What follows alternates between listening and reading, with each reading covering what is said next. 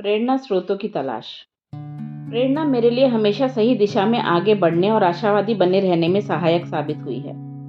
आजकल अगर हम किसी प्रेरणा स्रोत की तलाश में हैं, तो हमारी तलाश के नतीजे के तौर पर बहुत सारे विकल्प हमारे सामने उपस्थित हो जाते हैं, जिनसे हम प्रेरित हो सकते हैं। स्व सहायता के विषय पर लिखी गई पुस्तकें, समाचार पत्र या फिर सशक्त करने वाले उपन्यास, जैसे पाउलो कोएल्हो का लिखा उपन्यास द अल्केमिस्ट बहुत अच्छा है। साथ ही हमारे पास प्रेरित करने वाले बहुत से डिजिटल स्रोत जैसे पॉडकास्ट उपलब्ध हैं। इसके अलावा आप प्रेरणा देने वाली किसी अच्छी फिल्म की ताकत को भी पहचानें। अगर मैं अपनी बात करूं तो मैंने विल स्मिथ अभिनीत film the pursuit of happiness को बहुत ही प्रेरणादायक पाया। मुझे अपनी जिंदगी का एक ऐसा दौर भी अच्छी तरह से याद है जब मैं पूरी तरह से टूट चुका था। उस समय मैंने अपना व्यवसाय, जो कि प्रेरित करने वाले स्लोगन लिखी टी शर्ट को बेचना था, करने के लिए नौकरी छोड़ दी थी। मैंने अपना पैसा उस व्यवसाय में निवेश किया था और मेरी बेचैनी का कारण यह था कि जैसे मैंने उम्मीद की थी, मेरी टी शर्ट उतनी संख्या में नहीं बिक रही थी। मैंने सोचा था कि मेरी सारी टी शर्ट्स कुछ ही दिनों में बिक जाएंगी। मैंने व्यवसाय को सफलतापूर्वक चलाने के लिए उससे संबंधित कई पुस्तकें पढ़ी, घंटों फैशन ब्लॉग्स को पढ़ते हुए बिताए और यह मान लिया कि एक कंपनी को सफलतापूर्वक चलाने के लिए जितनी जानकारी चाहिए वह मुझे मिल चुकी है और मैं फैशन की दुनिया में कुछ कमाल करने के लिए तैयार हूँ। हालांकि मेरी वास्तविकता कुछ और ही साबित हुई। मेरा खुद पर और अपनी क्षमता पर विश्वास खोने लगा था। मैं अपने जीवन की दिशा को लेकर आशंकित रहने लगा था। जब मेरी माँ ने मुझे इस तरह संघर्ष करते हुए पाया तो मुझे सलाह दी कि मैं दूसरी नौकरी तलाश करूं, क्योंकि मुझे अपना और अपने परिवार का गुजारा करने के लिए पैसों की जरूरत थी। उस समय मैं बहुत ज्यादा दबाव में रहने लगा था। जब आपको अपनी क्षमताओं पर संदेह होने लगता है तो आप बहुत जल्दी ही मुसीबत और निराशा के सागर में डूब जाते हैं। उस समय आपको सभी तरह की नकारात्मक ऊर्जा का आभास अपने आसपास होने लगता है और यह आपके लिए घातक होता है। मैं जानता था कि मुझे कुछ करना होगा, अतः मैंने अलग अलग तरह के व्यक्तित्व विकास से जुड़ी ऑडियो बुक्स को सुनना, कुछ और स्व सहायता की पुस्तकों को पढ़ना, इससे जुड़े ऑनलाइन वीडियोस को देखना और लेखों, कोट्स व ब्लॉग्स पोस्ट्स को पढ़ना शुरू कर दिया। यहाँ तक कि मैंने अपने व्यवसायी दोस्तों से भी बात करना शुरू किया जिनसे मैं सोशल मीडिया पर मिला था। मैं दूसरे लोगों की मुसीबतों और वे उससे बाहर कैसे निकले की कहानियों को जानने लगा। मैं यह जानने की कोशिश करने लगा कि विपरीत परिस्थितियों के होते हुए भी वे उससे बाहर निकलने में कैसे कामयाब हुए। उनकी कहानियों को जानकर मैं भी प्रेरित होने लगा और मेरा खोया हुआ आत्मविश्वास वापस आने लगा। इन कहानियों ने मुझे समझाया कि मेरी असफलता मेरे जीवन का अंत नहीं है। इस दुनिया में जिसने भी जीवन में कोई बड़ी उपलब्धि हासिल की है, उसने बड़ी चुनौतियों या असफलता का सामना भी किया है। कोई भी मुसीबत आपके पतन का कारण तभी बन सकती है जब आप उससे हार मान लेते हैं। मैं मानता हूँ कि मेरा टी शर्ट का व्यवसाय नहीं चला, लेकिन इससे मेरे अंदर ऐसा बदलाव जरूर आया जिससे मुझे बहुत फायदा हुआ। जब आप प्रेरित होते हैं तो आपको दिशा मिलती है और आप जिस राह पर आगे बढ़ रहे होते हैं उसके लिए और आपके जीवन में जो कुछ संभव है उसे लेकर अच्छा महसूस करते हैं। गपशप और नाटकबाजी से दूर रहें। नाटकबाजी वास्तविक जीवन नहीं बल्कि टीवी के लिए है। किसी दूसरे के उस ड्रामे में हिस्सा ना लें जिसमें केवल वे ही सुपरस्टार हैं। एक हद तक हर कोई खुद को किसी न किसी तरह की गपशप का हिस्सा बना ही लेता है। कभी कभी तो उन्हें पता भी नहीं चलता कि वे ऐसा कर रहे हैं। इसमें सबसे बुरी बात यह है कि अधिकतर लोगों को इसमें मजा आता है। उनको यह एहसास ही नहीं होता कि वे बिना किसी स्थिति को ठीक से जाने उनके बारे में कोई राय लोगों के बीच कायम कर रहे हैं और उन्हें ऐसा करने में कोई बुराई भी नहीं दिखती। उनको बस अपने आसपास के लोगों के बारे में चटपटी व मसालेदार बातें सुनने और उन दूसरे लोगों को आगे बताने में आनंद आता है जो उस पर उनकी अपेक्षा के अनुरूप प्रतिक्रिया देते हैं। इस तरह गपशप करना आपकी सकारात्मक ऊर्जा के स्तर को कम करने में अपना महत्वपूर्ण योगदान देता है। इससे परे गलत बातों को फैलाना हमारे अहम पर घात करता है। हम ऐसा अच्छा महसूस करने और दूसरे से खुद को श्रेष्ठ मानने के लिए करते हैं। इस तरह अक्सर हम दूसरों के बारे में बिना उनको जाने एक राय बनाते हैं और हमारी अधिकतर राय उनके प्रति हमारे मन में घृणा की ही उपज होती है, जो कि हमारी सकारात्मक ऊर्जा के स्तर को कम करती है और हमारे जीवन में बस दुखी करने वाले अनुभवों को ही आमंत्रण देती है। जैसा कि हम पहले ही जान चुके हैं कि हर विचार और शब्द में शक्तिशाली ऊर्जा विद्यमान होती है।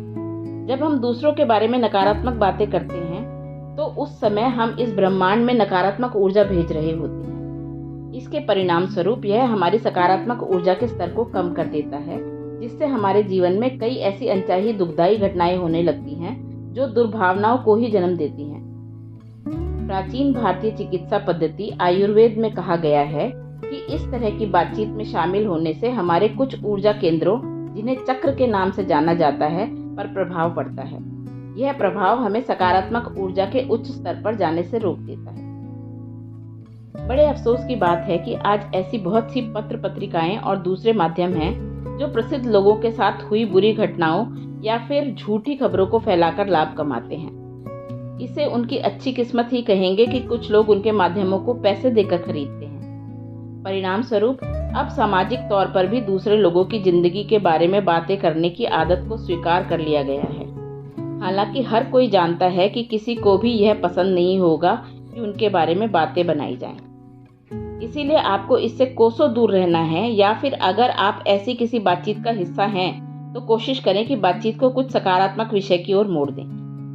आप देखेंगे कि अक्सर या हमेशा ही वे लोग जो इस तरह की बातों में अपना समय व्यतीत करते हैं, वे लोग या तो अपनी मुसीबतों के बारे में शिकायत करते रहते हैं या फिर अपनी मुसीबतों में सहज हो जाते हैं। अगर आप भी ऐसे लोगों की आदत को अपना लेंगे तो धीरे धीरे आप भी जीवन के प्रति निराश हो जाएंगे। ठीक इसी तरह अनावश्यक ड्रामे का हिस्सा बनने से आपके तनाव और परेशानी में बढ़ोतरी होगी। इस तरह आप भावनात्मक रूप से कमजोर हो जाएंगे, और जैसा कि आप अब तक जान चुके हैं कि इसका आपके जीवन में नकारात्मक प्रभाव अवश्य दिखाई देगा, तो अपने जीवन के आनंद को ऐसे बेकार के काम के लिए क्यों खोना। मैंने किसी भी कीमत पर ड्रामेबाजी से दूर रहना सीख लिया है, क्योंकि मुझे इससे कोई भी कभी लाभ नहीं हुआ। एक बार मेरा पाला एक बहुत बड़े ड्रामेबाज इंसान से पड़ा था, जो मेरी एक बात पर मुझसे बहस करने को तैयार था। व्यंग्यात्मक तौर पर मैंने यह कहा था कि हमें लड़ाई झगड़े से दूर रहना चाहिए, क्योंकि उससे हमारे मन की शांति में खलल पड़ता है। लेकिन उसका कहना था कि हमें ऐसा नहीं करना चाहिए। जब मैंने विनम्रता के साथ उसे समझाने की कोशिश की कि मैं उसके विचारों का सम्मान करता हूं, पर अपने विचारों को नहीं बदल सकता और हमें बात को वहीं पर खत्म कर देना चाहिए, तो उसे गुस्सा आ गया।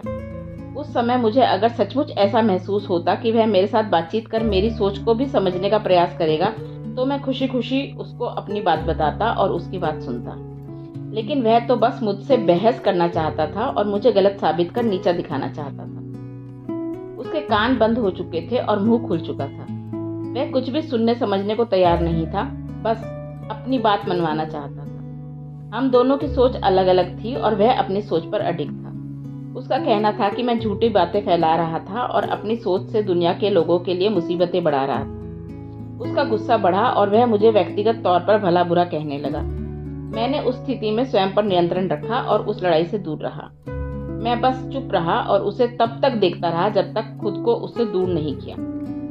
ऐसा नहीं लग रहा था कि वह इंसान दिल से दूसरे लोगों की भलाई के बारे में सोचता था, या फिर वह इस संसार को दुख व तकलीफों से बचाना चाहता था। उसका आक्रामक व्यवहार उसके शब्दों के विपरीत था। वह बस यह साबित करना चाहता था कि वह क्यों सही है और उसका रास्ता ही एकमात्र रास्ता है जिस पर सबको चलना चाहिए। मेरे विश्वास ने उसके सच की हमें हमेशा वापस लड़कर ही अपनी बात साबित करनी चाहिए को हिलाकर रख दिया था, और अपने उस सत्य के बिना उसकी पहचान पर ही खतरा मंडराने लगा था। यह अहम का सवाल था। आपका अहम आपके विचारों से बनी आपकी खुद की छवि होती है। यह आपका सामाजिक मुखौटा होता है। व्यक्ति को हमेशा उसके लिए प्रमाणीकरण की जरूरत होती है, क्योंकि व्यक्ति हमेशा अपनी पहचान को खोने के डर में रहता है। जब आप इसीलिए परेशान होते हैं क्योंकि कोई आपको पसंद नहीं करता, उस समय आपका अहम काम कर रहा होता है। आप उनकी स्वीकृति पर आधारित अपने अस्तित्व को स्वीकृति देते हैं। जब वे आपको अस्वीकार कर देते हैं तो आप जो हैं उसे लेकर अच्छा महसूस नहीं करते। हमारा अहम हमेशा सार्थकता और प्रेम को महसूस करना चाहता है। यह क्षणिक सुख चाहता है। यह दूसरे लोगों से अधिक ताकतवर महसूस करना चाहता है। यही कारण है कि लोग बहुत सी ऐसी चीजों को भी खरीद लेते हैं जिनकी वास्तव में उनको जरूरत नहीं होती। वे बस उन लोगों को प्रभावित करने के लिए ऐसा करते हैं जो उनकी परवाह भी नहीं करते। यही कारण है कि हम दूसरे लोगों की सफलता से ईर्ष्या करने लगते हैं। इसी कारण दुनिया में लालच की उपस्थिति है और इसी के चलते हम हमेशा दूसरों से बेहतर करने का प्रयास करते रहते हैं। यह भाव हमें प्रेम और समझ के साथ काम करने से रोकता है। दुर्भाग्य से हम में से बहुत से लोग पूरी जिंदगी उस छवि को अपनी पहचान बनाए रखते हैं जिसे हमारे अहम ने बनाया होता है, और हम उसको बनाए रखने तथा सहेजने का ही प्रयास निरंतर करते रहते हैं। अगर दूसरे लोगों को स्वीकृति हमारी उस छवि को नहीं मिलती है जिसे हमने बनाया है, तो हमारी पहचान पर खतरा मंडराने लगता है और हमारा अहम उसकी सुरक्षा को लेकर डरने लगता है, ठीक उसी तरह जैसे इस मामले में हुआ। मेरा मानना है कि व्यक्ति खुद अपनी मान्यताओं पर प्रश्न चिन्ह लगाता है, इसीलिए वह अपनी पहचान पर भी सवाल करता है, जो कि एक खतरा है। इसीलिए वह बहुत रक्षात्मक और प्रहार करने को तैयार हो जाता है। जीवन में यह बहुत बार हमारे अहम की वजह से होता है। लोग इस कारण से कुछ कहते या पूछते नहीं है कि उन्हें जानने की उत्सुकता होती है, वे बस दूसरों को गलत साबित करना चाहते हैं। वे चाहते हैं कि लोग उनके सत्य का ही अनुसरण करें। इसीलिए नहीं कि वे सचमुच लोगों की परवाह करते हैं, बल्कि वे ऐसा इसीलिए करते हैं कि उन्हें गलत साबित होने का डर होता है और वे अपनी पहचान से अनभिज्ञ होते हैं। इस संसार में बहुत से ऐसे लोग हैं जो अव्वल दर्जे के नाटकबाज होते हैं, जो इस विषाक्त माहौल में फलते फूलते हैं। मैं अपने दिमाग को खुला रखता हूँ और दूसरे लोगों के दृष्टिकोण को भी सुनने समझने की कोशिश करता हूँ। हालांकि मैंने यह भी सीख लिया है कि जिन लोगों को मैंने क्या कहा और क्यों कहा, अगर उसमें कोई रुचि नहीं है तो उन पर अपना समय बर्बाद ना करो। आपको यह सुनिश्चित करना चाहिए कि आप दूसरों की आंतरिक कलह में अनजाने में हिस्सा ना लें। समस्याओं पर चर्चा करना और एक दूसरे के साथ सूचनाओं का आदान प्रदान उस स्थिति में सही है जब आपकी इच्छा दूसरों को नीचा दिखाकर खुद को उनसे बड़ा महसूस करने की नहीं है। ऐसा करके आप खुद के लिए झूठी पहचान को गढ़ते हैं और परिणाम स्वरूप आपकी सकारात्मक ऊर्जा का स्तर नीचे चला जाता है। दूसरों के बारे में चुगली करना या खुद को नाटकबाजी में शामिल करने के अलावा अपना समय व्यतीत करने के लिए आपके पास और बहुत से बेहतर उपाय हैं। इसके बजाय आप अपने जीवन पर ध्यान दें और उसे सुधारने का प्रयास करें। जीवन में समय सबसे अमूल्य वस्तु है और आपको इसे बहुत सोच समझकर कुछ ऐसा करने में निवेश करना चाहिए जिससे आपका जीवन बेहतर बने।